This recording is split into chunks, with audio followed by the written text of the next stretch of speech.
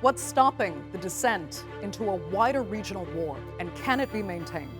With Hezbollah and Israel exchanging fire in the most dangerous escalation in decades, the world braced itself yet again for an expansion of Israel's war on Gaza. Both have since pulled back from the brink, but how much longer can the conflict remain unresolved without wider consequences? I'm Andrea Sankey, and this is the Newsmakers.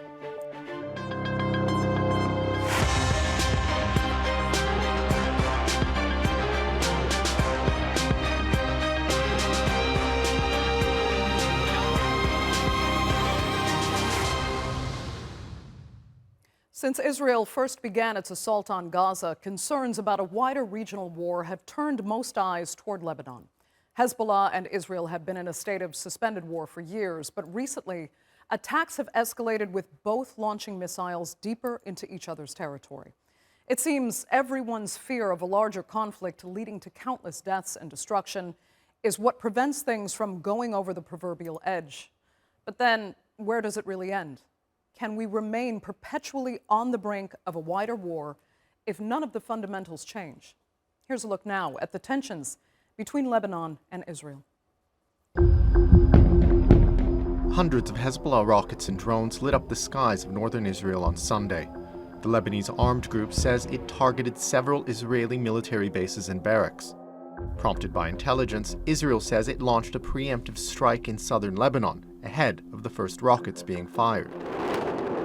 It says around 100 of its fighter jets took part in a mission that destroyed thousands of rocket launchers. Hezbollah has declared its operation a success, while Israel says most of the group's rockets missed their intended target. For now, it appears the exchange has returned this tit-for-tat conflict to its uneasy status quo. If the result is insufficient, in our opinion, we reserve the right to respond again at another time. For now, our people can relax. Whoever wants to go back home can go. The country must calm down again. Hezbollah has been trading fire with Israel since October 7th in a show of solidarity with Palestinians and in support of its ally, Hamas. More than 560 people have been killed in southern Lebanon. At least 133 have been civilians, the rest Hezbollah fighters. In Israel, the number of people killed includes 26 civilians and 23 soldiers. Hezbollah's operation on Sunday was a response to the assassination of its commander Fouad Shukr, who was killed in July by an Israeli airstrike in southern Beirut. Sunday's flare-up has been the most significant escalation between the two neighbors since the war on Gaza began. Here in Lebanon's southern city of Tyre, sunbathers enjoy the beach as smoke rises over the horizon after an Israeli strike. The looming threat of war has become a new source of anxiety for Lebanon. Many of its citizens are already struggling to get by. Lebanon has been in a state of economic and political crisis since 2019. Since then, its currency, the Lebanese pound, has lost more than 98% of its value, while inflation has been in the triple digits. A political deadlock in parliament has left the country with neither a president nor a government for nearly 2 years. Lebanon's caretaker prime minister, Nabih Bulos, has said the country does not want to go to war. His caretaker government has been pushing for a diplomatic solution. Lebanon's army, until now, has avoided any involvement in the fighting along the southern border. Hezbollah is the dominant military force in Lebanon.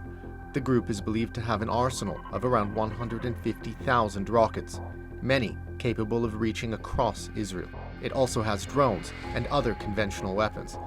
An all-out war with the armed group could also be disastrous for Israel, with the possibility of its air defenses being overwhelmed by the sheer number of rockets it could face.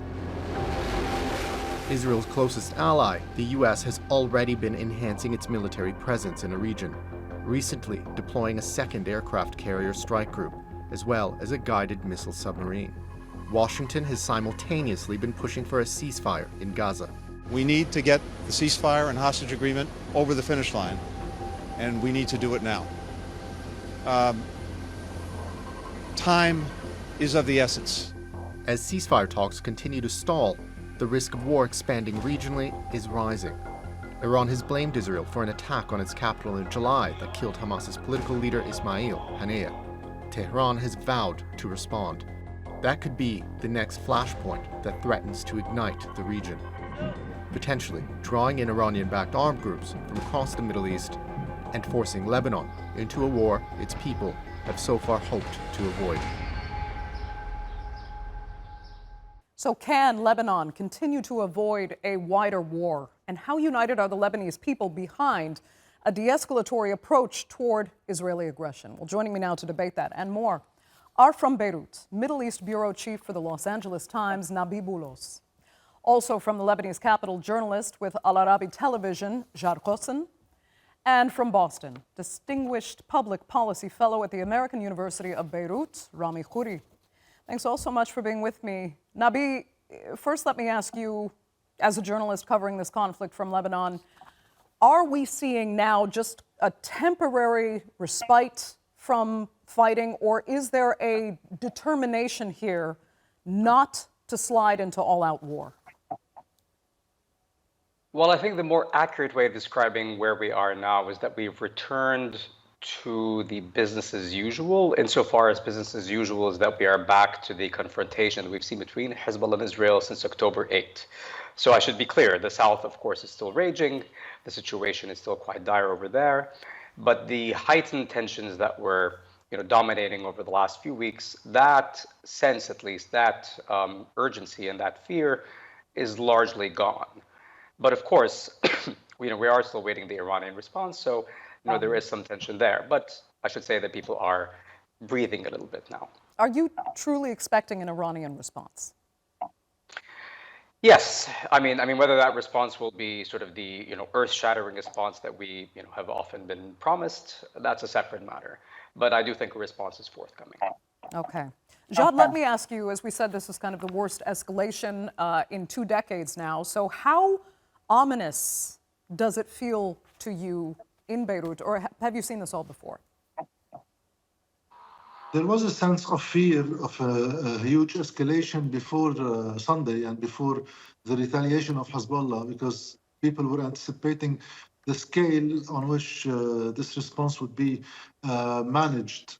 Once this was the kind of approach that Hezbollah took in its response, I guess there is some sense of relief for the whole population that imminent escalation is not expected, pending on the Iranian response, even though the political sense, and here there is some sort of speculation, that both Hezbollah and the Iranians are trying to manage their responses, how they are dealing with this war, in a manner not to escalate and get into an all-out confrontation that would be regional. At least for now, one has to wait and see. I mean, you only have, Jad, a caretaker government in power at the moment, which we've talked about at length before. But still, your premier, Nabih Mikati, had been trying to stave off further escalation. I mean, do you think he's doing that well? Is he kind of a good enough leader for what Lebanon is really up against at this time? I believe the whole Lebanese political situation tend us to a certain result, a certain conclusion, that the Lebanese state as a whole, as it is today and for the last couple of years at least, is not equipped to deal with such confrontations, especially with Hezbollah, who is a military organization that is independent of the state. Definitely, Hezbollah has to manage the political situation in Lebanon, so he doesn't cut all the links with the Lebanese political system. Definitely, he's part of this political system. But in terms of his military action, I guess he is independent on such moves. So the Lebanese state can be a mediator maybe between the Americans and Hezbollah. But I don't believe that the Lebanese state as a whole, and especially a caretaker government, can do a lot to escape a war or get further in it. Rami, if you had any comments on the analysis you've heard, do go ahead. But I also wanted to say, I mean, we know that the huge majority of Israelis are united behind what their military is doing, and that's not really the case in Lebanon. Because, as Jad was explaining, Hezbollah is seen as an entirely kind of separate paramilitary unit. So Are the Lebanese and the army united at all behind Hezbollah in this war they're fighting now with Israel? It varies over time. All the Lebanese people are united in that they don't want the Israelis to keep attacking them, and every few years put the airport out of commission and knock out the power plants and destroy bridges and send hundreds of thousands of people fleeing from the south to be evacuated. That's clearly everybody in Lebanon doesn't want that to happen. I would say that I've been in and out of Lebanon for the last 40 years, and I would say that about half the country supports Hezbollah enthusiastically, and the other half does not support it and doesn't like an Iranian-associated Lebanese resistance group having so much power. But really the question is, what are the Israelis trying to do? And as long as the Israelis keep posing a threat to Lebanon, they occupied the south, they laid siege to Beirut, they've done so many awful things, criminal things in Lebanon over the last 30, 40 years. And in the last war, in 206, they were fought to a draw, essentially, even though Israel is way more powerful militarily. But the new factor here is that Hezbollah is the first Arab group ever in the history of the modern Arab world, in the Arab-Israeli conflict, to provide a measure of deterrence, military deterrence, that limits what Israel tries to do in Lebanon. This is historic. Hamas is trying to do something similar, the Ansarullah Houthis in Yemen. And this is the whole, it's hard to compare today with the past because it's a whole new strategic outlook where Israel and the United States forces that are massed in the region are trying to fight a regional coalition that has proved to be both fearless and capable. And therefore, Israel is aware that an all-out war is going to be a tragedy for everybody, Arabs and Israelis alike. So you have to really look at the new situation and hope and see that the best we can hope for is a stalemate for the moment. A stalemate. I mean, Nabih, Rami says it's hard to compare today with the past, but if Israel escalates this further and somehow goes on to declare all-out war, is there a chance, for example, I'm going to make this comparison anyway, even though it's from decades ago, could Israel find potential allies in Lebanon like it did when it sought to root out the PLO?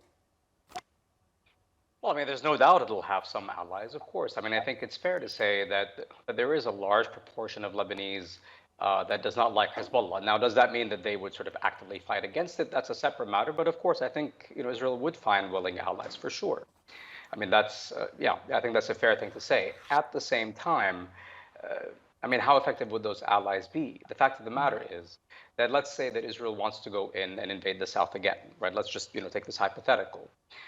I mean, the fact of the matter is it would then face the insurgency that it faced, about 40 years ago and probably to the same outcome. I mean, the fact of the matter is that the best result Israel can hope for is what it had on October 6, right? October 7 more accurately, which is to say this kind of tenuous, ceasefire, or perhaps not so tenuous, it had lasted quite some time with the occasional firing back and forth, but not much more than that. That was a sustainable status quo. Now, I mean, the fact is, if they actually want to move Hezbollah, like behind a certain area, or try to enact some kind of a buffer zone, I think that would change things quite a lot, and achieving that would be obviously far more difficult, especially if we consider past this precedent. Jad, does October 6th, what we remember before October 7th, does it represent, do you feel, a maintainable status quo? And then for how long at this stage can Lebanon's army and Hezbollah's military really stay two separate entities completely? Well, they managed to stay completely separate for the last 30 years, or even a little bit more than that. So it is something that one can expect to have a certain ability to continue. As for trying to imagine the region going back to a status quo resembling to the 6th of October, I don't think that is possible, at least for the short term, because the changes in the Palestinian political apparatus as a whole is huge. And there are so many regional powers at play here. And Hezbollah has managed to a certain extent to remain a deterrent, a quite viable deterrent. The question would be, who are the players that will be implicated in the quote-unquote peace process in Gaza? Who are the main players? What is the role of Hamas in the new political structure that would be held there? And I believe that one should also keep an eye on the internal political situation in Israel and the implication of the far right in government post-war.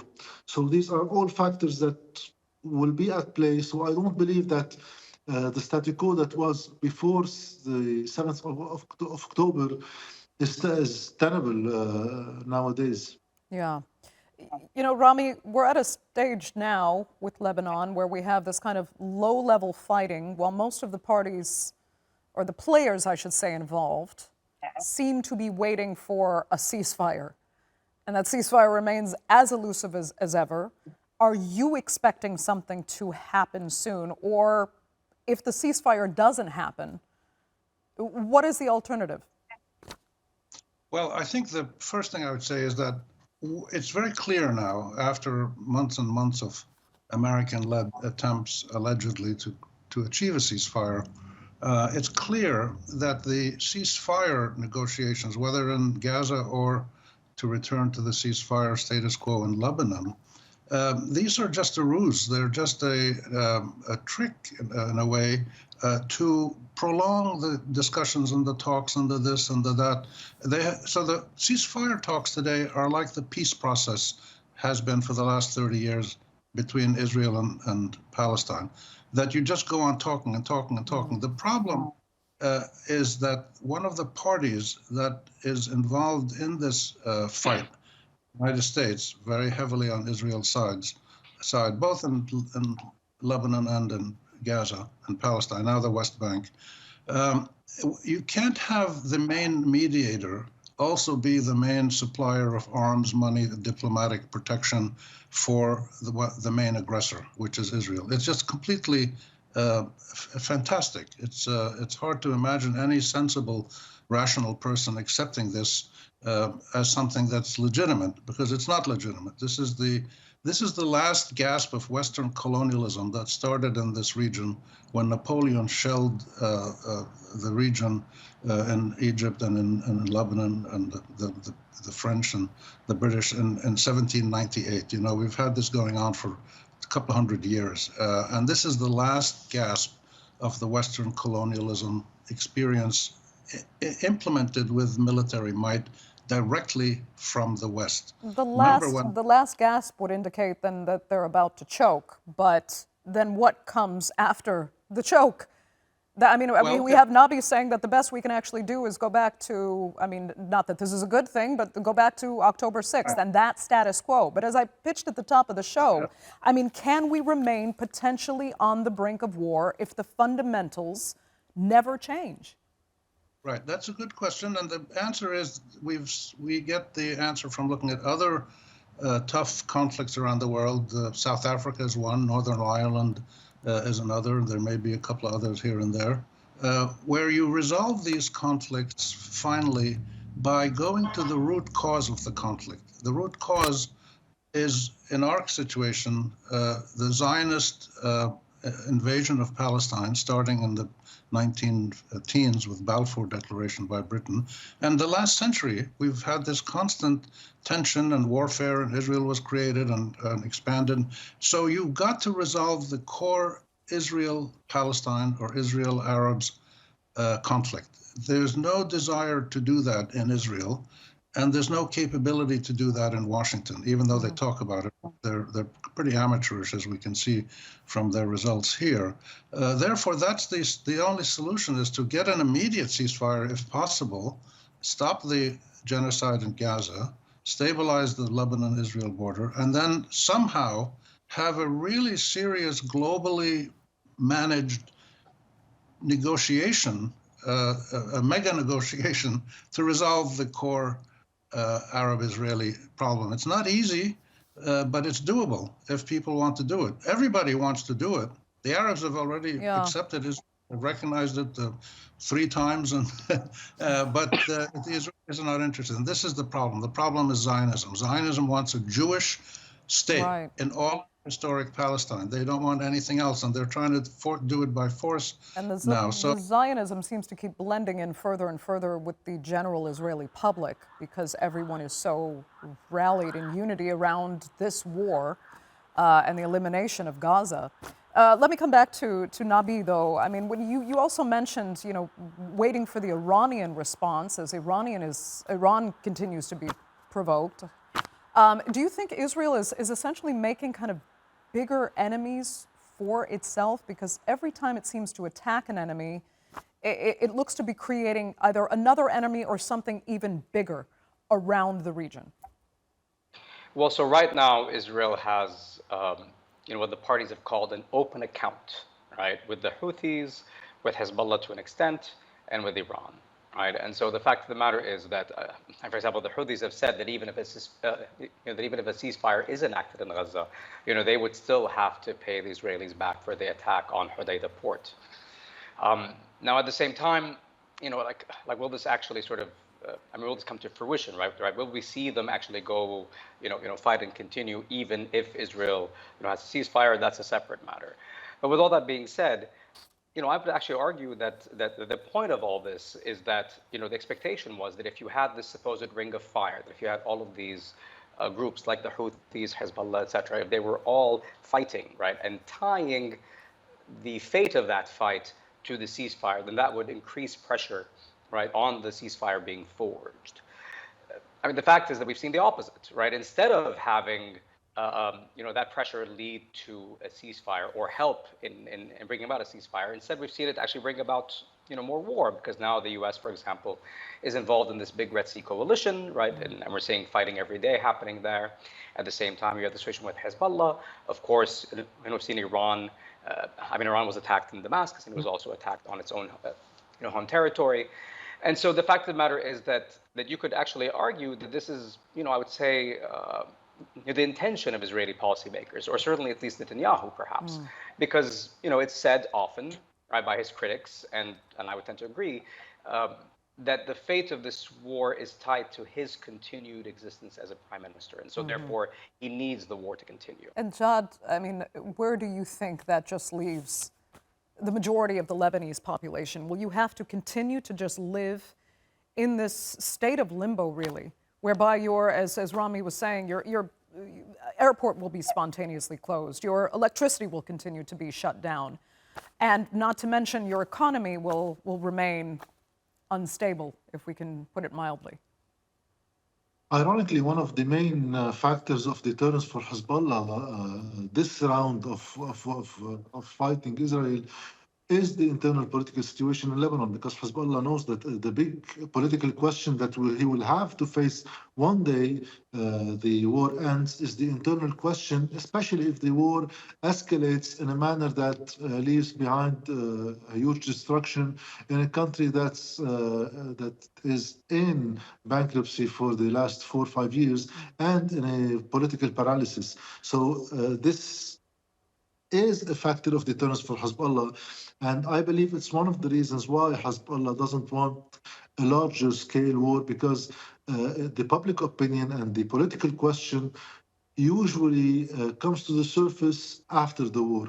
But the problem is that in Lebanon, the main political players, including Hezbollah, don't have any drastic answer to the political paralysis that hit the country, I believe, since 2005, because since the Syrian forces left Lebanon, I had the number in mind, I believe it's more than 60% of the time in those 20 years, you had either a vacancy in the presidency or in the government or in the parliament or in the 3 main institutions together. And that case still is the case today. So this question remains, and the Lebanese feel that they lost their agency as citizens to impact any reasonable change after their revolt in 2019 and its failure to really change something drastic in the country. Okay. Rami, I can give you a quick 40 seconds for your final thoughts. Go ahead. I think we're running into several simultaneous issues here. One, Jad just talked about it a bit, is there's a problem with the fundamental integrity of most Arab countries. Most Arab countries are not working very well. There's massive poverty in the region, all kinds of militancy, countries are fragmenting, militias and armed groups, immigration. The second one is the continuation of the Arab-Israeli conflict, which is the biggest source of turmoil in the region going back 100 years, directly and indirectly. And the third one is the nonstop Western military intervention in the region since Napoleon. Okay. Those three have come here, and for the first time, the region is responding, and therefore the is not good. Rami, we're going to have to leave it there. I'd like to thank all three of my panelists sincerely so much for being with us. Our viewers, of course, for joining us as well. Remember, you can follow us on X, and do be sure to subscribe to our YouTube channel. I'm Andrea Sankey. We'll see you next time.